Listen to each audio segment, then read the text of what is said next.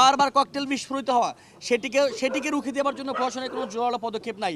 আমরা দেখেছি যে ডাকসুর নির্বাচন কমিশন যেদিন গঠন হবার কথা এবং নির্বাচন কমিশন গঠন হবার পরে ক্যাম্পাসকে অস্থিতিশীল করবার যে চক্রান্ত, এই চক্রান্তকে আমরা সন্দেহ করি, আমরা মনে করি, আমরা বলতে চাই যারা ডাকসু চায় না, যাদের ডাকসুতে হেরে যাবার ভয় আছে, তারা এইভাবে করে ক্যাম্পাসকে অস্থিতিশীল করে ডাকসুকে বানচাল করার উদ্দেশ্যে এই সকল তৎপরতা চালাচ্ছে, অপতৎপরতা চালাচ্ছে। বন্ধুগণ, আমরা স্পষ্ট ভাষায় বলতে চাই, বাংলাদেশ গণতান্ত্রিক ছাত্র সংসদ মনে করে আমরা এই ক্যাম্পাসে 17 জুলাই প্রশাসনের কোনো রকমের পদক্ষেপ ছাড়া, 16 জুলাই কোন রকমের পদক্ষেপ এবং সাহায্য ছাড়া ছাত্রলীগকে এই ক্যাম্পাস ছাড়া করেছিলাম। যারা আবার ককটেল মেরে নানাভাবে ককটেল রেখে এই ক্যাম্পাসকে অস্থিতিশীল করতে চাইবে, তাদের জন্য প্রশাসন দরকার নাই। আমরা ছাত্র সমাজ এখনো জেগে আছি, আমাদের কাছে জুলাই এখনো দৃশ্যমান, আমরা এখনো জুলাইয়ের শক্তিতে বলিয়ান। 16 জুলাই যেভাবে প্রশাসনের সকল রকমের সহযোগিতা সত্ত্বেও আমরা ছাত্রলীগকে ক্যাম্পাস ছাড়া করেছি, যদি আবার কেউ সেই পুরনো ছাত্রলীগ হতে চায়, ছাত্রলীগ পথে হাঁটতে চায়, আমরা তাদেরকে ক্যাম্পাস ছাড়া করব। ঢালাইয়ের সেরা প্রিমিয়ার সিমেন্ট। সন্ত্রাসী ছাত্রলীগ ঘটানোর পরে আজকে প্রথম এই ক্যাম্পাসে অস্থিতিশীল করার জন্য কেউ ককটেল ফুটিয়েছে এবং আমরা এই ঘটনার তীব্র নিন্দা এবং প্রতিবাদ জানাই।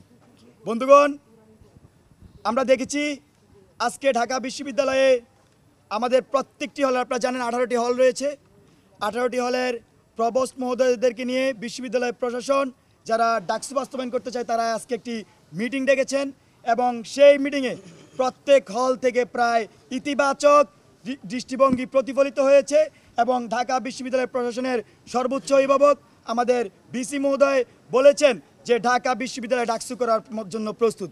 আর সেই মুহূর্তেই আমরা আজকে রাতে দেখছি ঢাকা বিশ্ববিদ্যালয়কে অস্থিতিশীল করার জন্য একটি পক্ষ এখানে উদ্দেশ্য প্রণোদিতভাবে ককটেল ফাটিয়েছে এবং আমরা জানিয়ে দিতে চাই ঢাকা বিশ্ববিদ্যালয়কে কোনোভাবে অস্থিতিশীল করার সুযোগ নেই।